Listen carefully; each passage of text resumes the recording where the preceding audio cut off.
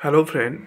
তো আমাদের চোখের দৃষ্টিশক্তি ভালো রাখতে এছাড়াও চোখের কিছু সমস্যা যেমন চোখে অনবরত জল পড়া, চোখে ব্যথা, তো এই সমস্ত কারণের জন্য চোখের একটি আজকে এক্সারসাইজ বা ব্যায়ামের কথা বলবো, যেটা করলে আপনাদের এই সমস্ত সমস্যা থেকে রক্ষা পাবেন এবং চোখের দৃষ্টিশক্তি ভালো থাকবে।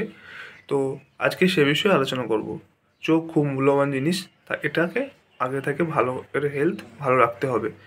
তো চ্যানেল যদি নতুন, চ্যানেলটি সাবস্ক্রাইব করবেন। চলুন শুরু করা যাক। তো এই সমস্যার জন্য এই এক্সারসাইজ বা ব্যায়ামটি আপনারা ভালো করে শুনুন এবং এটা ভালো করে মন দিয়ে করবেন। এর জন্য আপনাদের 10 থেকে 15 মিনিট দুই হাতের তালু একটির উপর আরেকটি রেখে ভালো করে ঘষে নিন। ঘর্ষণের ফলে দেখবেন হাতের তালুতে তাপ উৎপন্ন হবে। চোখ বন্ধ করে এবারে হাত দুটি আপনাদের চোখের উপর রাখতে হবে।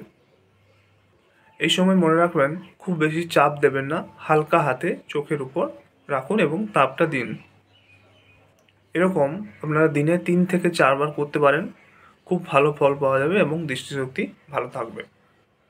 এছাড়াও আরও কিছু এক্সারসাইজ করতে পারেন, যেমন হচ্ছে আই ব্লিঙ্কিং, আমাদের চোখের সাইড টু সাইড রোটেশন, আমাদের চোখের আপ অ্যান্ড ডাউন মুভমেন্ট, এই সমস্ত এক্সারসাইজগুলো চোখে আপনারা করতে পারেন। তো এই সমস্ত চোখের এক্সারসাইজ করলে আপনাদের চোখ ভালো থাকবে, চোখের পাওয়ার বাড়বে এবং চোখের যে সমস্ত প্রবলেমগুলো সেগুলো সলভ হয়ে যাবে। তো আপনারাও এটা ভালো করে মন দিয়ে করবেন।